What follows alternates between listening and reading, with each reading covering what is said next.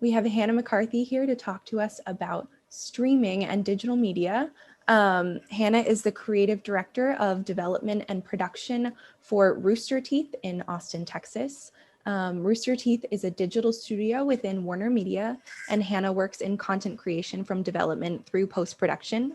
Prior to joining Rooster Teeth, Hannah worked on shows for the Discovery Channel, A&E, TNT, Animal Planet, TLC, and PBS.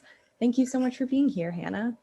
Thank you. I'm so happy to be here. I love the GFF. I love everything that goes on here and everything you guys do. So excited to talk about this. We were talking before everybody jumped in, and I was like, I'm always nervous. I want to make sure what I'm talking about is useful. So I'll try to be. I would love to get through. I've got like a little presentation you can see here. Hopefully I won't mess it up too much. Knowing me, I will still find a way to mess it up. But then I want to leave time at the end for any questions people might have. So just feel free to use the chat. I have actually a slide that I'll get to very shortly that I would love to prompt some responses in the chat. So feel free to use that. So yes, I'm Hannah. I'm going to dive in. What I think the main core of what I want to talk about today is just kind of making sure if you don't have a lot of access or understanding to how digital platforms and streaming work right now, how they function, how they generate revenue, things that would be valuable to know as you approach working in this field potentially within film and TV. I want to talk about kind of how it functions and what some of the defining characteristics are about it, things that might be unknown to you, but also what I have found in the last 5 or 6 years of transitioning into digital media in particular, just how similar now digital media is to what was called traditional media, linear media, how they're really starting to intersect as time goes on. So that's my little ramble, but let's get into it. So this is a little bit about me. Oh, sorry. As you can see in the bottom of this, I have foster kittens. There's one right here. I'm going to put her on the ground right now. That's the last bullet. I'm glad I mentioned it. We touched on a lot of this. I was an English and literary and cultural studies major when I was at William & Mary. I believe that doesn't exist anymore because there's an actual film department, which is amazing. Dating myself by saying that wasn't there when I was there. I worked in DC after graduating. I started in nonfiction and then eventually transitioned out of that. Moved to Austin fully without the intention of staying here. I've been here for about 8 years now, so that obviously changed. But I think that's important to mention because I think a lot of things you'll hear in a lot of these conversations, especially now in post-COVID, is do you have to live in Los Angeles? Do you have to live in New York? So that's something we can talk about. But I live in Texas, and I've worked here for about 8 years now. And like we said, I'm a creative director. I work for a company that's a subsidiary of Warner Media, and I foster kittens. Not really relevant, but that's why I have that goofy picture of myself. And she's trying to drink out of my coffee mug right now. So this is what I would love to know about you guys. I find that it's very helpful to kind of know who I'm talking to, what your areas of interest are, what your goals are, career-wise. Like, are you folks who are interested in becoming editors, directors, producers? You want to particularly work for a streamer, you want to make your own content. If you can, drop it in the chat. Hopefully I'll be able to see it. I'm rarely presenting, so I don't, I'm not as experienced, but if I miss it in the chat, I will circle back to that at the end. But yeah, if you can just drop in the chat what you're interested in, what year you are, if you're currently a student, all that kind of information, because that will really help me at the end when we're getting into the Q&A of what kind of information I can give you that would be helpful. So if you went to Chitra's presentation on Monday, she had a really great breakdown of the transition from the old model of content production to the new model of content production. And I've kind of got my own breakdown here. Hers was super thorough. If you missed hers, definitely check her session out if it becomes available. I think it will. But basically, this is kind of how it's broken down. And a lot of this may be stuff you guys already know, so bear with me. I'm going to do my little presentation. We've kind of transitioned from doing traditional broadcast networks, basic cable, where most of the the revenue came from advertising, licensing, very traditional earning models that were very limited to how they could generate the income from the content they were creating. And by and large, the way that these were assessed in terms of their success was through viewership. It was the Nielsen ratings, it was numbers, because the numbers were tied to how many eyes were on those advertisers and how much money that could generate. So now in the new model of what we're working with, it is fairly different. They're not as tied to advertiser revenue. They're really tied more to subscriptions. So how many people are tied to the service and providing their monthly or annual cost, their earnings from their subscription. And it's a much more diversified type of subscription model, which I'll get into. So yeah, and this is pretty much how we're looking at streamers now. They have a different revenue model, which impacts how and why they make the types of content that they do. So I have a couple quotes that I find just very interesting, that according to Forbes, basically half the population has a Netflix subscription.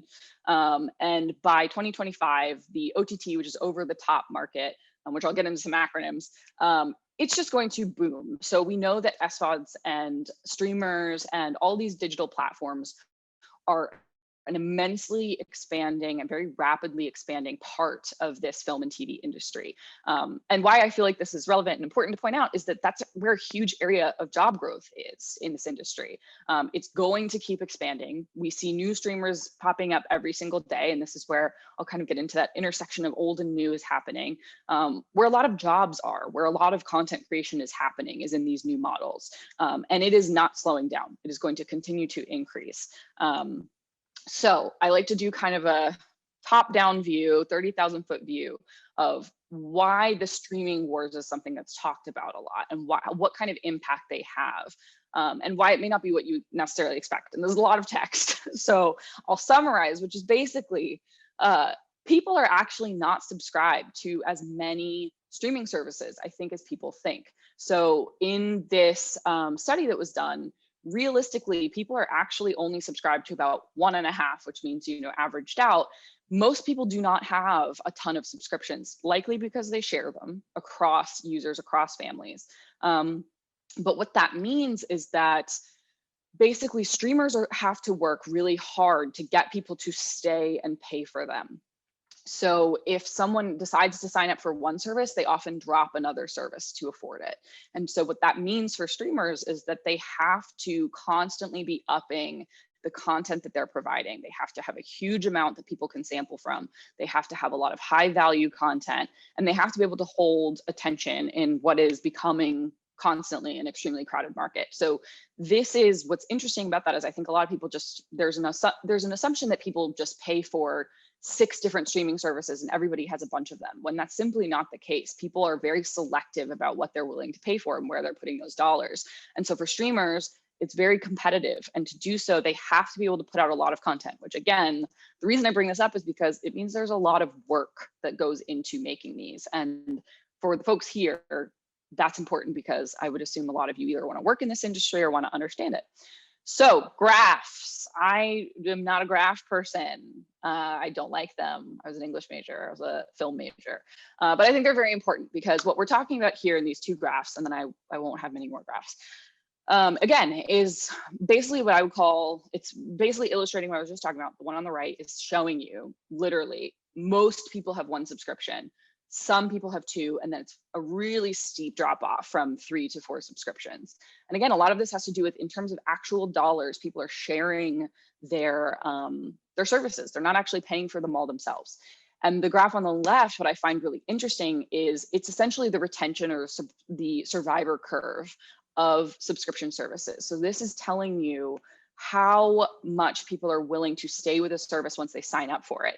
So what's interesting about this is, partially just out of how long it's existed, Netflix is the highest retention. And it's probably because it's the kind of starter kit for streaming. It's the one most people sign up for first. It's the one they're most familiar with, which is why the retention is so high. And it's also existed the longest.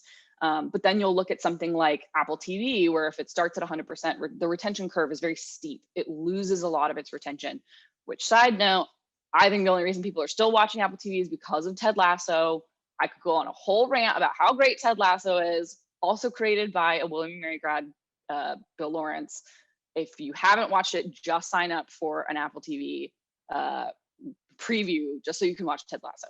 This is not sponsored by Ted Lasso. I just love it. So anyway, it's really interesting. You see here that survivor curve that they're talking about, where people will not pay for subscriptions if they're not getting their value out of them.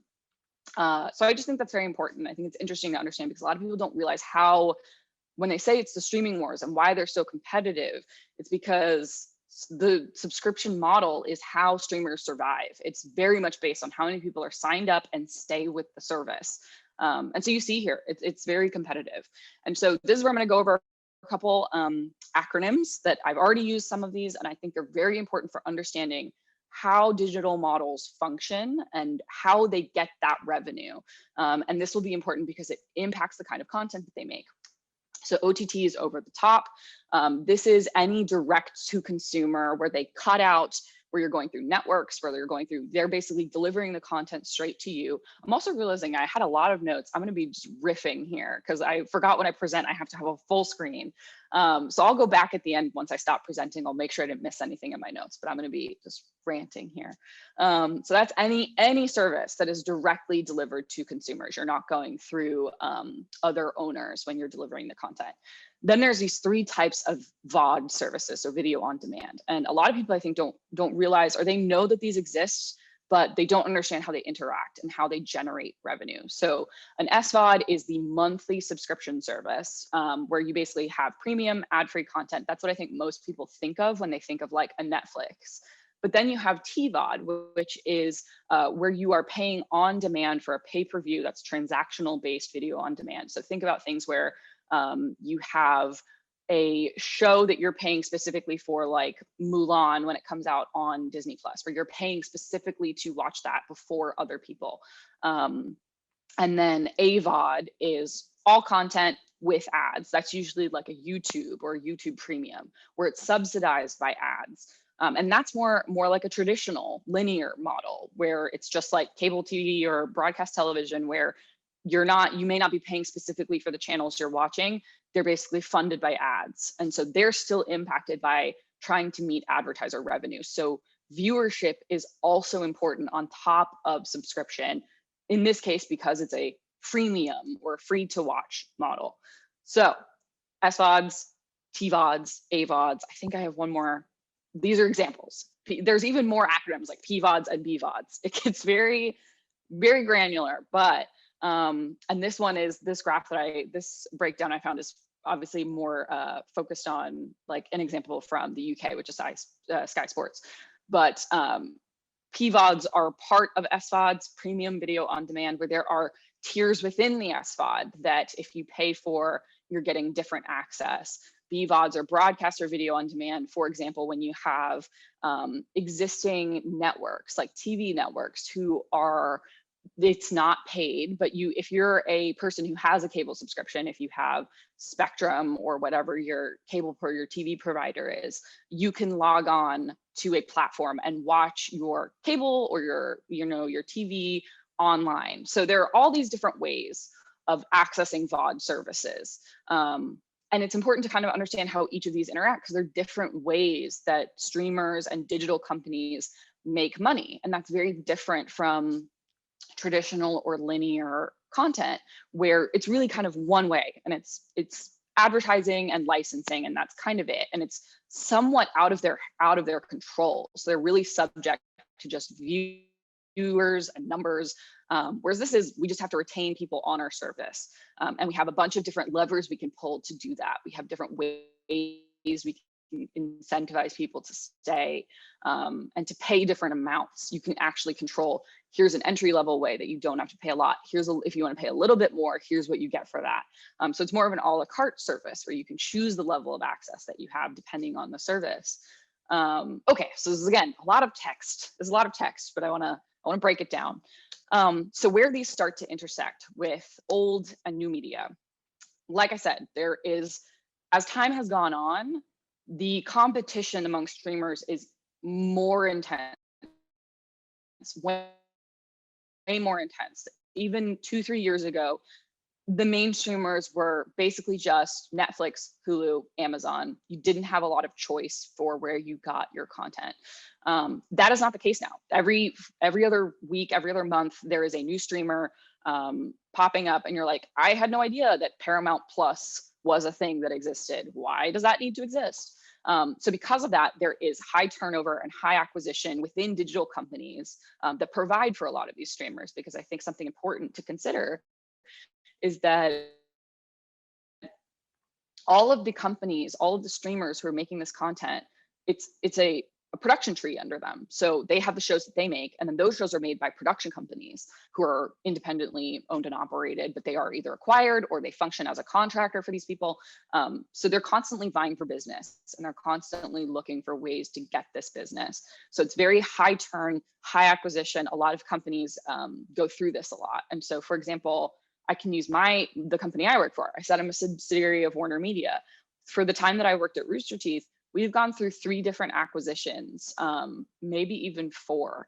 And so even if you start as a digital independent media company, what I talk about down here is that a digital only or an independent company will often be acquired by a bigger company, and then they'll start to operate more like a traditional production model.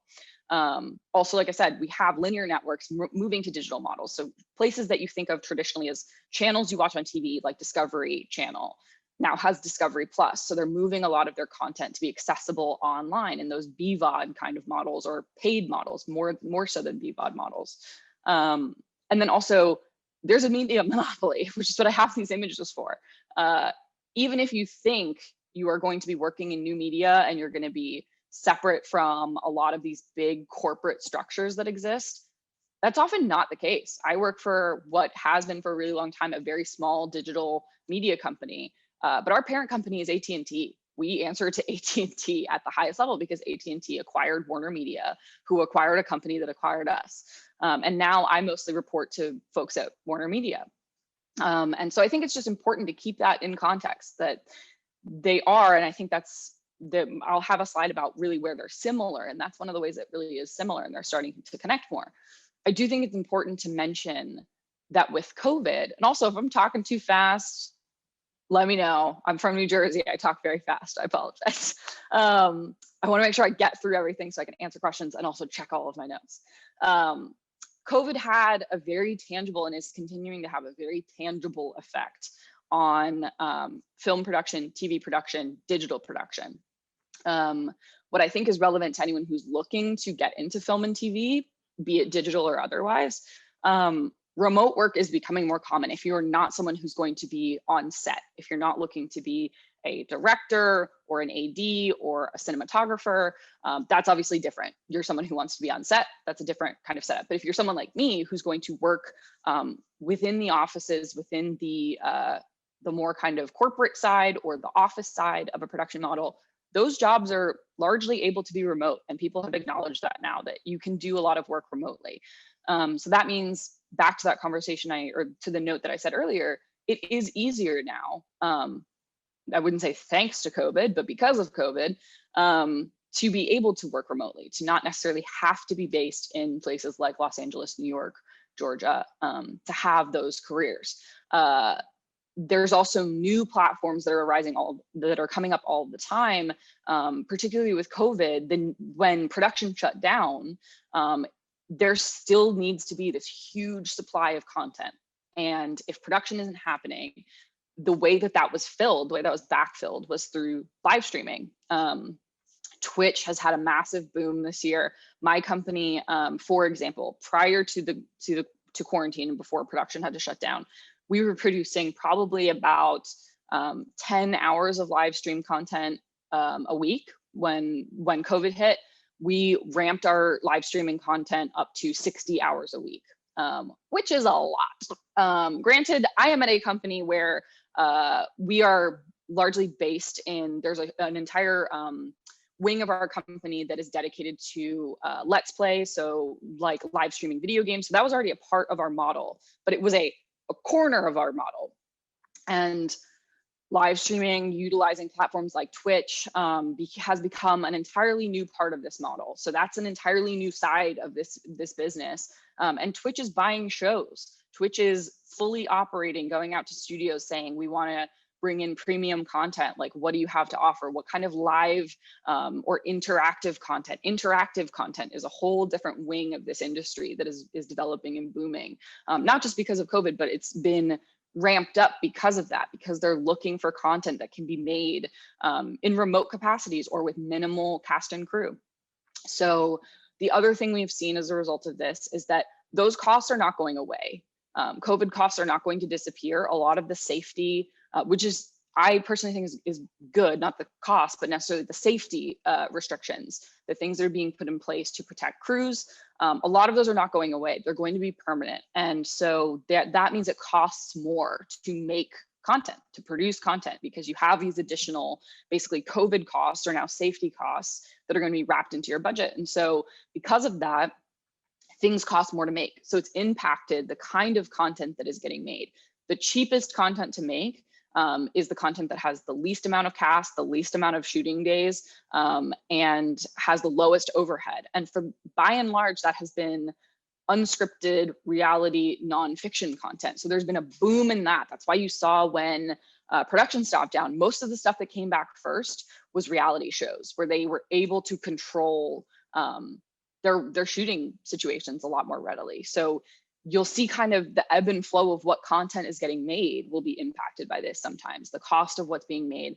A lot of the things that suffered most were indie films because they just didn't have the cash to pay for all of these additional costs. So unless you were a big tentpole studio film, you just couldn't afford, you weren't Mission Impossible and Tom Cruise, who could just throw down the money needed to put the safety protocols in place. So what we saw in COVID was basically you were either Marvel and the MCU, or you were a small digital production studio who operated in a very guerrilla style, could manage your small amount of crew and people and get your content made still. So interesting how COVID impacts a lot of this. So that's my long ramble just about the kind of landscape as it is right now. I want to be mindful of time because we're, I think, at about the halfway point. So that's kind of giving you a lay of the land as I see it. I'm obviously going to be open to a lot of questions or thoughts you might have. But let's talk about, for those of you who are interested or in working in this side of the industry, things you might not know if you're starting out, if you're still in school, things that I have found that across the years of me working in this industry, talking to people who are trying to break in, talking to our interns and what their path towards success is. Definitely focus on building your resume. I think a lot of people undersell themselves, and I think they undersell the work that they have done. Focus on the things that you have done and make them into transferable or off the page skills, which means you may not think of them as skills that are relevant to the jobs you're applying to, but I would bet they are, because I'm someone who had, like I said, I was a literary and cultural studies major with a concentration in film. We didn't have a film major when I was there. I didn't really have a lot of practical experience or background in making content when I was in college. But there are a lot of skills that you have that are absolutely valuable in digital media, particularly meeting deadlines, meeting very fast turn deadlines, because digital media in particular, you aren't meeting, there isn't a limited amount of time slots like in television where you've got 24 hours in a day, you're programming for those 24 hours. In digital media, it's limitless. You can upload as much as you want, as often as you want. And so the demand for content is much higher. You produce typically digital studios, digital production companies, streamers. The volume of content is much higher because they do not have the limit of programming blocks. Because of that, you'll find when you work for digital studios, digital production companies, streamers, they operate in that way a little bit differently than traditional media, that they are hitting their own instituted deadlines, and there are a lot of them. So if you are used to delivering on deadlines, if you're used to working under high demand situations, those are completely relevant skills. It doesn't necessarily have to be on a film set. It doesn't necessarily have to be in a film production office. And then if you want a more tangible, if you want a more hard skill position, like you want to be an AD, a director, a cinematographer, a gaffer, a grip, if you want to work on a set, in whatever way you can, build towards that, build a body of work you can cite, because that's going to be practical experience is what's most important there. But elsewhere, I think it's really important to look at those transferable skills, those skills that you may not think are relevant, but they really are. There are particular job industry boards that post jobs that are open. The one that I always recommend that I think about, because it's very, you can really tailor it to the area you're in, is called Staff Me Up, staffmeup.com. I have a couple others, like depending on what kind of job you're looking to do. The tracking board is a really great, they post a lot of executive assistant positions if you're looking to get in as an executive assistant. And again, I'm gonna hang out, I'll do Q&A. I'm gonna give out, I'm happy to provide my email address to anyone who wants to follow up with me. Happy to give out any resources I can. But also a thing I wanna talk about is interviewing. As someone who has interviewed various potential new hires, the people who perform best in interviews, if you're going through an interview, and again, this is more towards the office side. Oh my gosh, I think I'm finally realizing, okay. I can see the chat. Oh my gosh, there's a chat. Okay, here it is. I'm an idiot. I will come back to this. I'll come back to the chat now that I realize I can look at it. I'm a dummy. Do your research. Know who you're talking to. Know what their job is. Know what they do at the company that they're working at to the best of your ability. Understand the company you're working for. Understand if they're an SVOD, if they're an AVOD, what their model is, so that you come to it prepared to talk about what you can contribute to that particular business.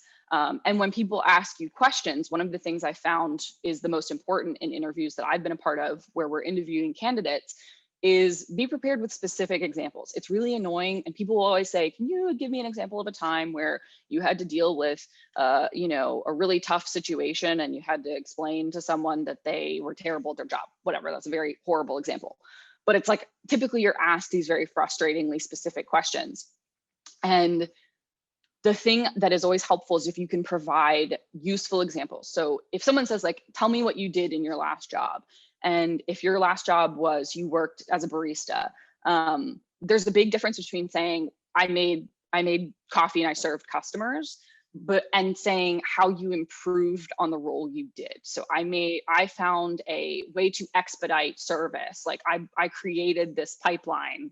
I'm obviously barista's not the best example, but having solution-oriented examples of what you want to do is very valuable in an interview setting, where you can talk about what you specifically brought to a role and how you improved on the role you were doing, because that's what people are looking for in candidates. They want to know how you're going to contribute and how you will potentially grow in the role that they're hiring you for. This was more a note that I just wanted to hear when I was starting out. No two people are going to get in the same way. So essentially take some, especially if you're younger, if you're a senior looking to break into the industry, you're going to hear about people finding jobs and you're going to wonder, like, why couldn't that be me? How did they do this? And the reality is no two people get in the same way. I remember there's a documentary I watched years and years ago, and the piece of advice that was said in it has stuck with me, where it was particularly about screenwriting, but it's relevant, I think, to the whole industry. And they said that trying to break in is this feeling of you are feeling along a wall with your hands and you're trying to find a crack in the wall, and you're going to be feeling and feeling and feeling. And eventually you'll find the crack, the wall will open up, you'll dart through, and it closes behind you. And no one else will get in through that same crack. That's just how this industry operates. And I think if you can take that to heart and know that it's going to be different for everybody, give yourself some peace of mind, knowing that it will be different for everybody, but there are different ways in. And what that comes down to, I'm gonna jump ahead because I think it's very relevant. I hated it. I hate saying it because I hated hearing it. It is about networking. And I know that sucks. But like I said, networking doesn't have to suck. And I think people have a concept of what networking means, like showing up to a mixer with like business cards and handing out your business card. In reality, that is not the networking that gets you jobs in the film industry. Networking is building your network of people you know who are working in this industry. It is getting to know people who have jobs that you're working with. And that could be at the lowest level of your experience in production. That's why a lot of people start as PAs, as, you know, you're on the very ground floor, you're doing very non-specified work. You're a runner, you're basically there to complete very nondescript but necessary tasks. And that kind of ties back into the point that I skipped, which is it's okay to learn what you don't want to do. I think that's very valuable. I think there's a lot of value in finding the parts of this industry that you think you might be interested in, realizing, oh, this isn't what I want to do at all. For example, I thought I wanted to be an editor until I was working in post-production in one of my first jobs. And I was like, oh, no, this is not for me at all, period, at all. And I learned about being a story producer, which was a job I didn't know existed. And so I was like, oh, this is more like what I want to do. I want to work in story, and I want to work with the editors. I want to help develop the cuts, but I don't want to be the one cutting it. So learning that was very valuable, and it's not a waste of time if you take on jobs that you might not think are, I think what I'm trying to get at there is your first job doesn't have to be exactly in the part of the field that you want to do. For example, I did not want to necessarily work in nonfiction, in reality, and unscripted. It was just the first way that I found my foot in the industry. And all that mattered for was I started meeting people who had jobs in the industry, who knew people who had jobs in the industry, and I built up practical experience. I learned how to work in NLEs. I learned how to edit at a very basic level if I needed to. I was on set. I got experience being on set. I developed a lot of those soft skills that were going to be really valuable to me across my career, those transferable skills. And I still utilize those. And if I had known when I started as a PA at a very small production company in Washington, D.C., making shows for Animal Planet, that I would end up working at a funky digital company in Austin, Texas that works for Warner Media, and I'm making like podcasts for Warner Media's shows, like would not, like working with HBO, you would not guess that that's the trajectory. And I think that that's important to point out, is a lot of people put a lot of emphasis on, I have to get into the exact part of the industry that I'm interested in. If you can, that's great. But I think it's also important to just get in anywhere you can with any experience you can, locally if you have to. If it's working at a small company in your local area that's advertising, that makes like videos for local brands, that is practical experience. That is, you've worked with clients, you have client experience. I could ramble about that a lot. I think it's very important, especially because digital media, it's so varied. There's so many different companies you will work for, and there's so many different jobs, especially on the non-production, if you're not on set, if you're not someone who's on set, that's obviously a different set of skills, and I'm happy to talk about those. But if you're someone who's going to be working in an office, there are jobs at TikTok that are, social marketing. There are copywriting jobs at TikTok. There are all kinds of, you may not realize the variety of jobs that exist at a lot of these digital platforms. I've been ranting for a lot, so I'm going to go to my next page. I'm almost done, I promise. I want to keep an eye on time. Attitude is everything. So we're talking about once you get your job, even if it's just a PA, even if you're at the lowest rung of the ladder, starting in a digital company, at a production company, if you are the runner at a streamer, if you're an executive assistant to an executive at a streamer, whatever the case may be, these are things I talk to people I worked with. I ask them, what are the things that are most valuable in people that you hire, in people who are just starting out? Attitude is everything.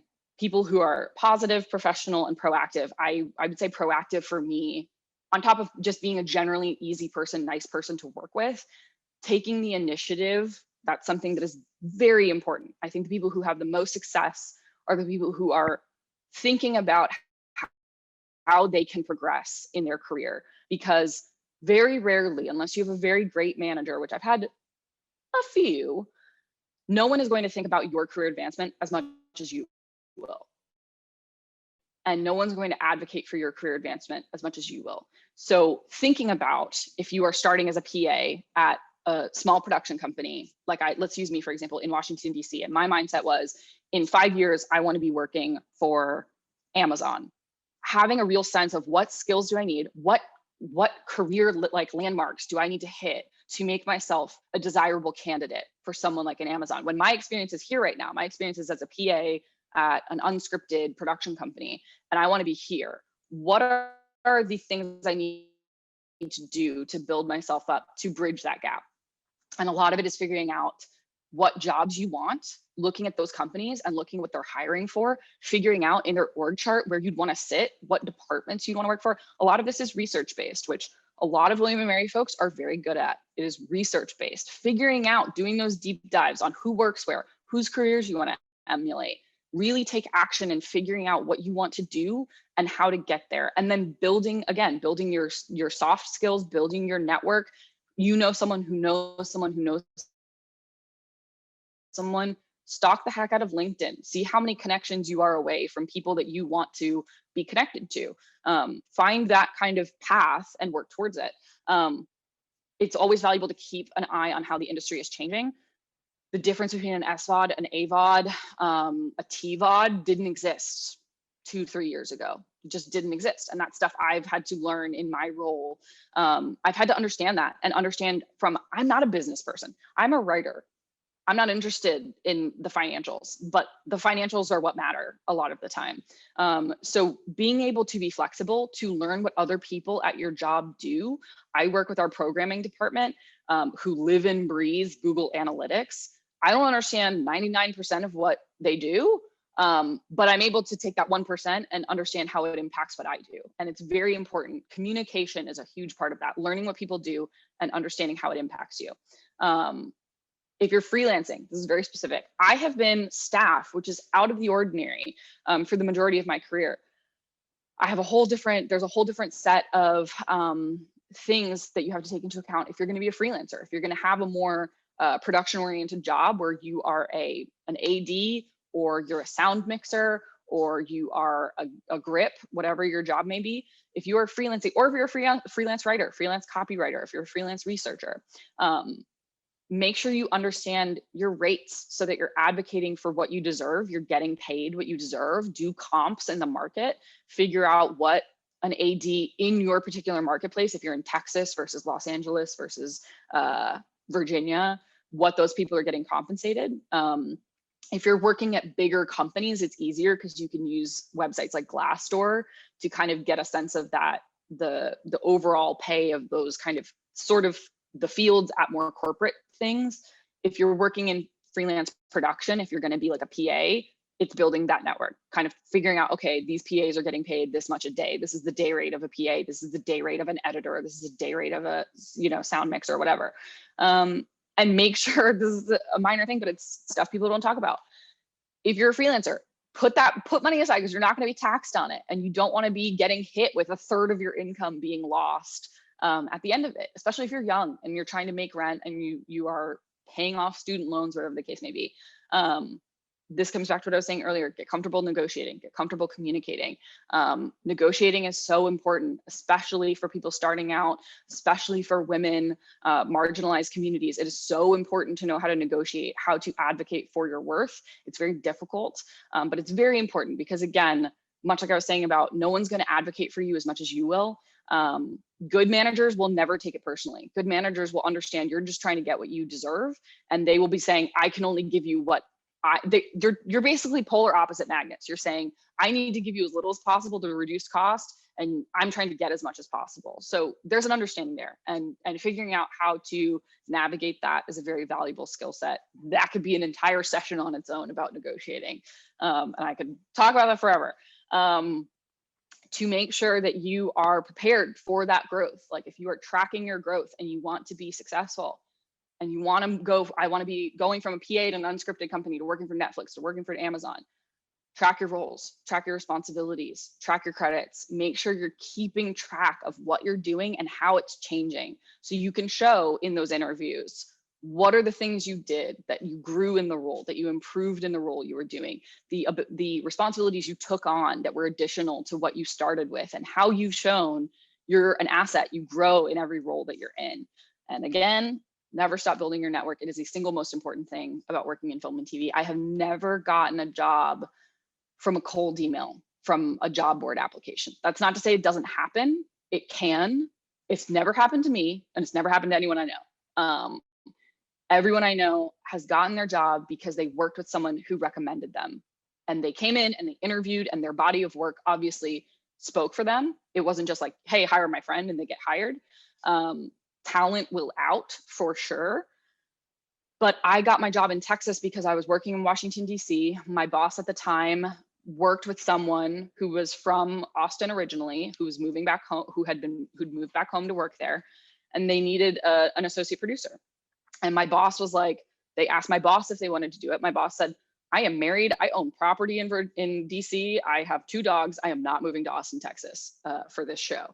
But I have a 20-year-old who will, and pointed at me. And I was like, when am I going to live in Texas? Why not? I own no property. I'm not married. I can do whatever I want.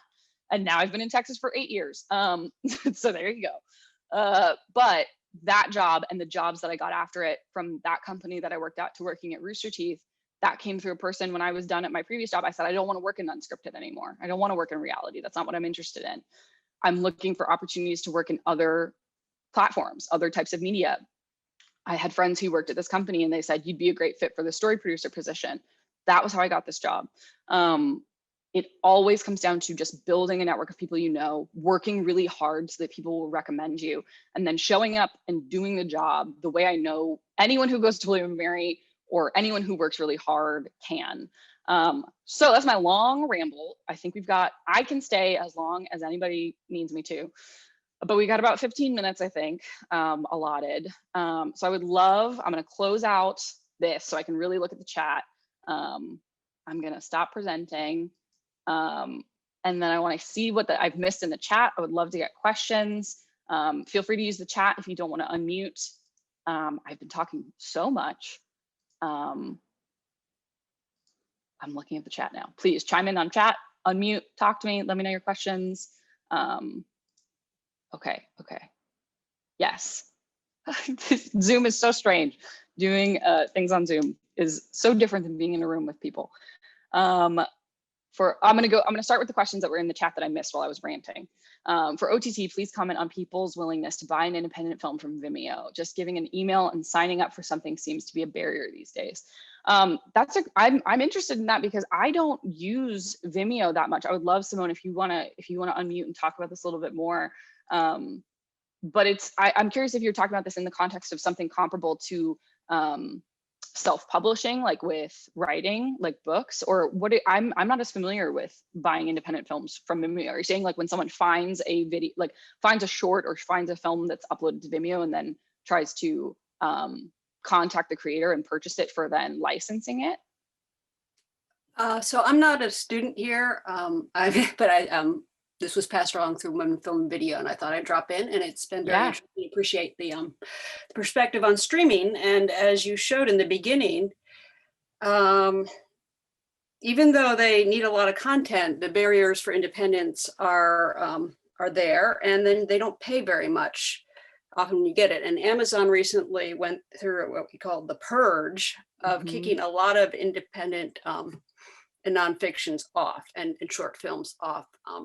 For no good reason. So a lot of independent filmmakers are trying to sell their works on their own through their websites, whatnot. And so I was wondering if you had any perspective both on the Amazon purge and then on, because people don't want to pay for things. Obviously, it's hard.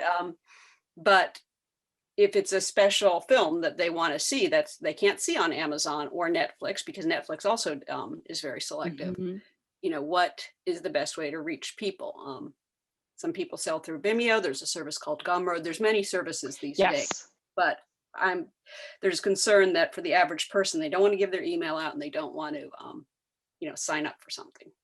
Totally. And I'm Gumroad. I'm very familiar with. We actually worked on a project with the creator of Gumroad. That's a really good point. I think a lot of what's interesting, what you're touching on, that I don't experience as much in what I do, but I think it's a really salient point, is that barrier you're talking about, where if you look at publishing, self-publishing is a much more robustly developed market for independent creators to distribute and try to monetize the content that they're creating. whereas I think you're right, there isn't as much of a model that's built out for that with film and media, specifically with independent film or indie films, where distribution is such a huge part of that model. And I do think a lot of it likely, I don't know as much about, I'm gonna have to go educate myself when I get off of this about the Amazon purge of independent, more smaller films that you're saying they're taking off. I didn't know about that. This is where it comes back to, I have to always be learning. I have to hear about these things that I don't know that are going on because I'm not as involved on the film side of things. But I do know Gumroad and those ways of monetizing your content are constantly developing. And I wouldn't be surprised, as you're kind of pointing this out, that there is this lack of distribution for independent film, that if more platforms like Gumroad start to appear, especially as we've already had kind of the death of the mid-level film. So it really is that gap is expanding and expanding and expanding of, you have these big tentpole studio films and you kind of have really small indie budget films that are much harder to find distribution for. I wouldn't be surprised if platforms like that start to pop up that can fill that middle, that missing distribution part that you're talking about. Unfortunately, I don't have much insight into it, but I think it's a very important point that you're bringing up. That if you are someone who's making that kind of content and looking for ways to distribute it, those sound like right now the most meaningful ways. And then basically working on building out portfolios that if you have, a lot of that gets into management, into if you find representation or management as a creator, as a director, as a writer, that someone will then eventually shop stuff for you. But doing it alone is very difficult. Yeah, I wish I had more insight to offer there. I don't. I'm going to go educate myself about that, and appreciate you bringing that up. I'm going to look really quickly at the chat. I see there are a couple more messages. Ruth said, so much of this advice is translatable to all work-seeking, networking, resume development, compensation negotiations.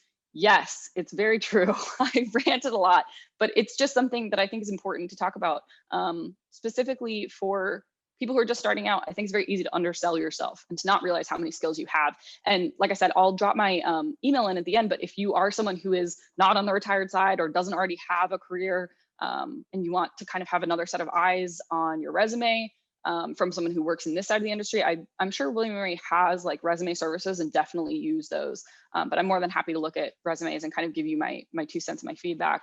And then Silvana asks, could I speak a little bit more about what a story producer does? Yes, I can. It's a job I didn't know existed, and I was very excited about it. Specifically, if you're going to be working in the unscripted side, there's kind of a comparable role in the scripted side, which is like a story editor or a script coordinator, script assistant. It kind of depends on what side of the scripted production you're working in, but there's that element in scripted, but in unscripted or nonfiction, for documentaries, for shows like you see on PBS, on anything you're working on that's unscripted, basically for, Discovery Channel, Nat Geo, HGTV, whatever the case may be. A story producer is essentially the bridge between the editors and the directors and producers. A story producer will essentially, like when I was a story producer, what would happen is there are different types of story producers. You could be a story producer who primarily works in production or post-production or both. I tended to do both, where you're working on, when you're working on an unscripted show, they're obviously more scripted than people acknowledge. And so you tend to have a lot of story beats. So you're putting together beat sheets, you're putting together paper edits where you're saying, okay, this is structurally what I think I want this episode to cover. So let's use a home renovation show as an example. You know that you want an intro where you introduce the people whose house you're going to be working on. You want to profile what they want to do with their property. You want to then progress through the episode through, we want to hit this beat, we want to hit this beat, you want to hit this beat. And you give your beat sheets and your paper edits to, if you're not going into production, you give them to a field producer who will go out and execute on that. And then they'll come back with 60 hours of content. And then you, as a story producer, will work with your assistant editors and your editors. The assistant editor will go through all the footage, organize the footage, mark up the footage, and then you'll be given that footage. And you as a story producer get to, I think of it like putting together a puzzle where you're handed just a big mess of materials, and then you parse it out. You go, okay, I'm going to build a new paper edit, a new outline based on the content we have for what I think the best version of this is, where you're going to build the narrative out of the material, and you work with your editor to then execute it. And so the editor is the hands putting together the story you've kind of mapped out. They make their own choices, obviously, and you work with your editors really closely to build that narrative out. Sometimes you're scripting things if you're writing VO for a show. A lot of people don't think about, there is a lot of writing in unscripted shows. There's all the VO, all the narration. So you're the one writing that VO. You're the one, if you're watching Too Cute on Animal Planet, where there's adorable little puppies playing and they need someone to say they're making up narratives for these little puppies, you're the one writing those narratives. So story producers do a lot of basically narrative construction. It varies on the show, but you work really closely with producers and with editors. And it's a really great job to be in, to work towards, if you're not sure what part of production you want to be in, if you want to be in post-production or you want to be in production, because you kind of bridge both and you get to see, going back to that thing I said about learning what you don't want to do. That was what really helped me kind of working towards being, you know, a story producer. Was like, okay, I get to see both sides. And I really like both production and post-production. It's something I still do. I work in development all the way through post-production, delivery. And if you're on the unscripted side, that's a really great job. If you don't want to be an editor, if you don't want to be in the field, but you want to work in crafting a narrative, that's what a story producer does. So that's what a story producer does. For OTT, what would be, would that be when a streamer like Netflix directly produces a show like Stranger Things versus licensing it? Somewhat, yes. OTT, here, I'm going to pull up my, I'm going to go back to basically, in my notes, I said over-the-top media service is a media service offered directly to viewers. So it's really the service, it's not the content. So it tends to just be that an OTT service will bypass cable, broadcast, or satellite platforms. So they usually can avoid the companies which would traditionally be controllers or distributors of content. So yes, to an extent, it's usually more so the service rather than the content on it. But an OTT platform would basically, yes, Netflix itself is an OTT because they're providing it to you as a viewer, where you're not having to go through a network, but also just by virtue of creating content originally, you're already bypassing that. So both of those are part of an OTT platform because they're cutting out that. So OTT would sort of, is basically like, OTT would be an acronym to describe something like Netflix or Hulu that's bypassing the traditional framework of content distribution. Yeah, OTT is used really broadly to talk about streamers, to talk about any kind of platform that isn't going through what is those traditional models of control, which would be broadcast platforms, cable, satellite. It's really just a broad term used to describe digital media or streaming platforms. Okay, thank you.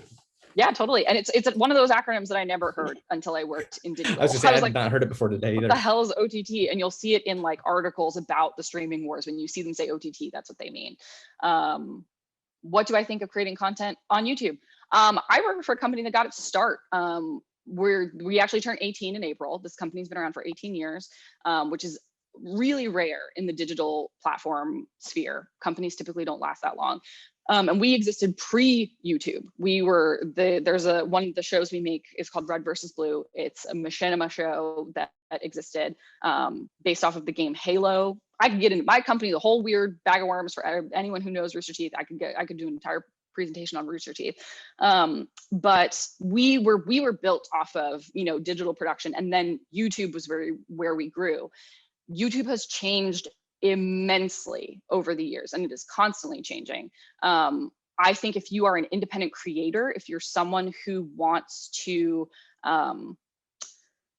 build your own brand, I wouldn't suggest YouTube for, YouTube can be good for if you have short films or things you want to distribute. I do think platforms like Vimeo tend to be better for short films. Also, I just think if you're going to be pursuing short films, submitting them to festivals is more effective than trying to build up like a short film presence on YouTube, because short films don't perform on YouTube. So it really depends on what you want to use YouTube for. If you want to be, if the kind of content that performs on YouTube right now, again, a lot of this is algorithmically influenced. I could do a whole thing on YouTube, but it really depends on the content you want to make. If you want to make video essays, that's a great thing to do on YouTube. Video essays perform really well. I also would say it depends on if you're trying to make money or you're trying to build a presence for yourself. I would say consider platforms like Patreon, depending on what kind of content you're trying to make. We can come back to that, but yeah, YouTube is it's very dependent on the content you want to make, what you'd be using it for. YouTube is very difficult to break into right now because it prioritizes clickbaity, influencer focused content that tends to be long, so they can run ads against it. There's a whole mechanism to YouTube that's very different. So yes. And then we've got Simone, thank you for dropping those links in there, talking about the stuff going on. I'm gonna read that as soon as I get out of here. Okay, Bennett says, will employers actually watch my creative work, show real and production work when I'm applying for jobs, or will they only look at my resume? Fully depends on the kind of job you're applying for. And again, do they know you? I would generally say it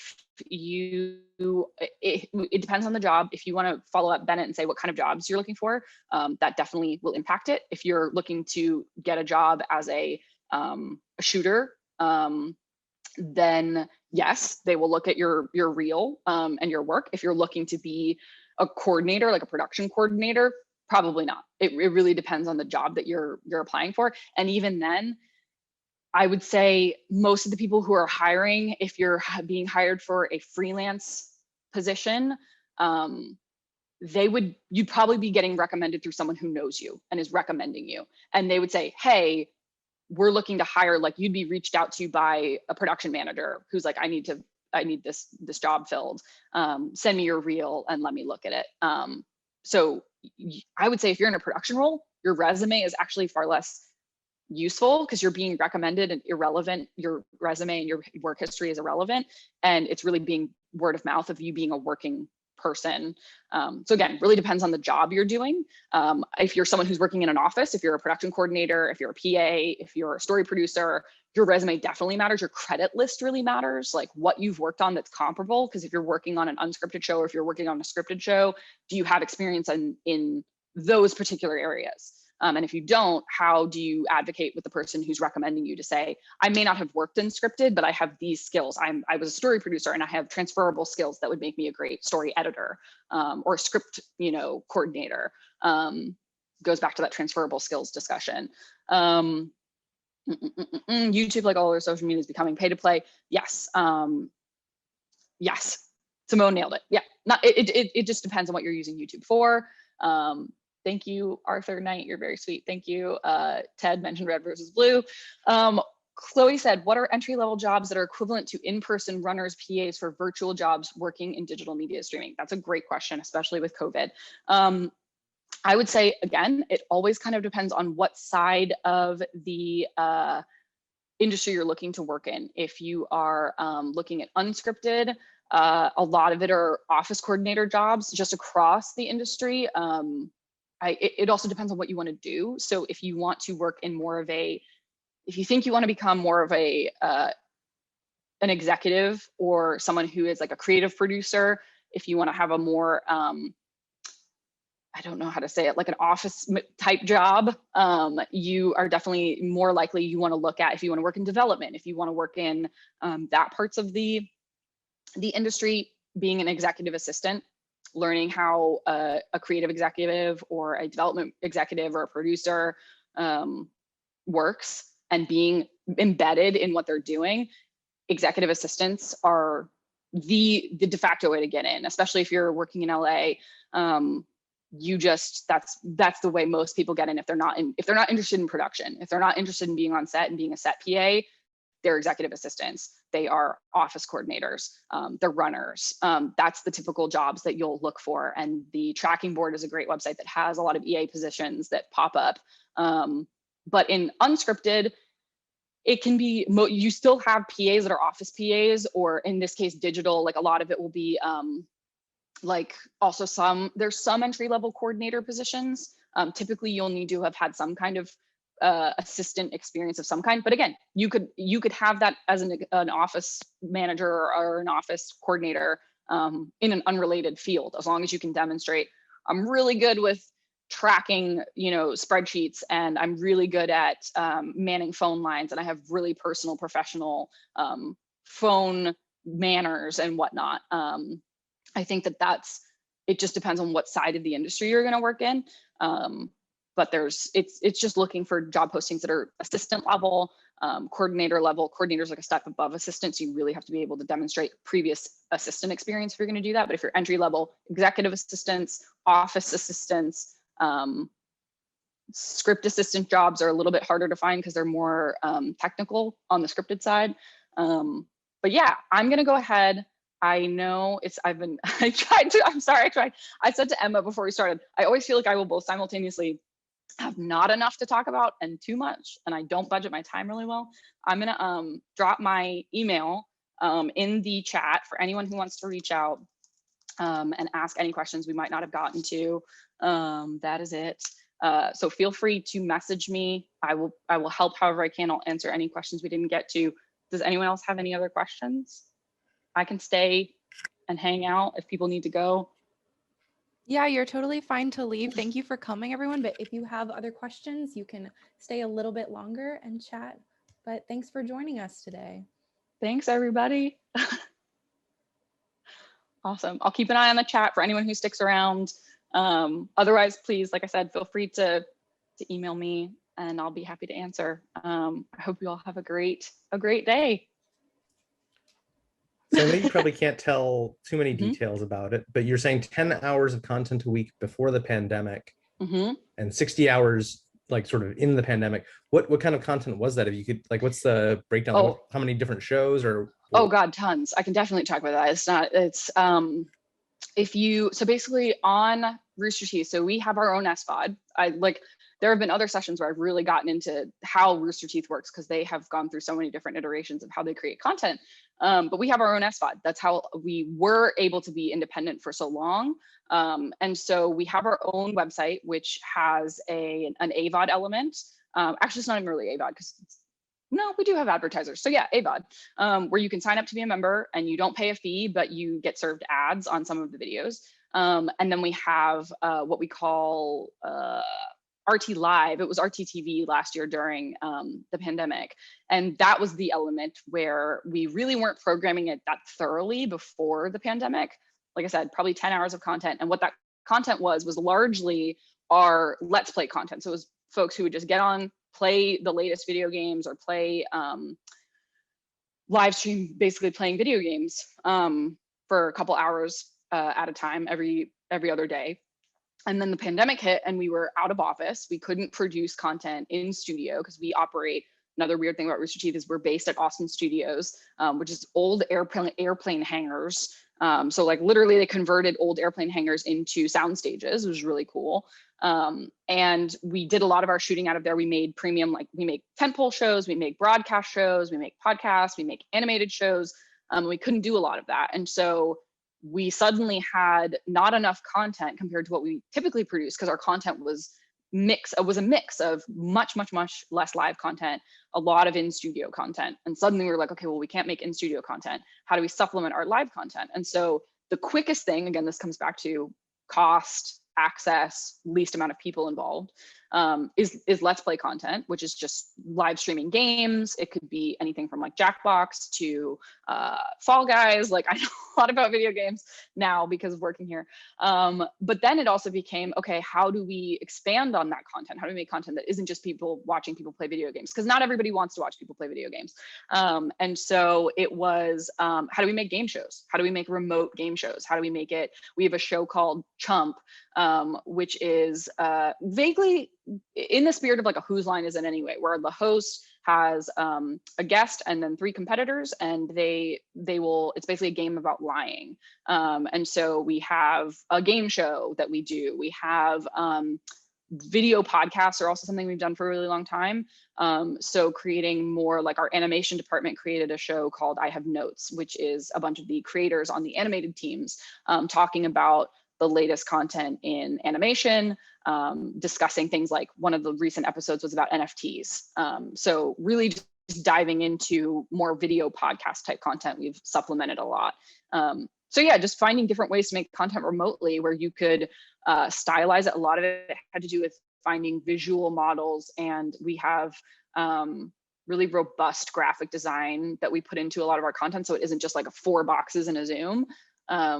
Programming like live D&D shows, lots of different stuff.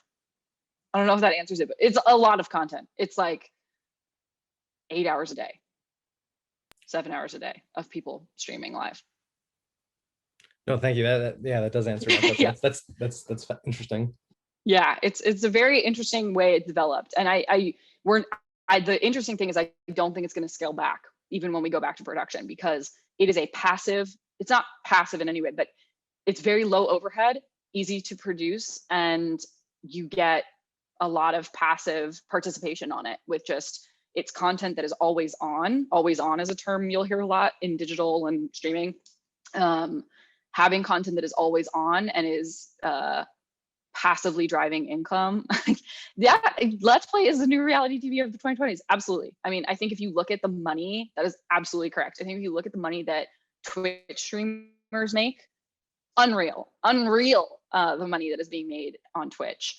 And it's absolutely just the next evolution of that model of reality television, where it's now taking parasocial relationships.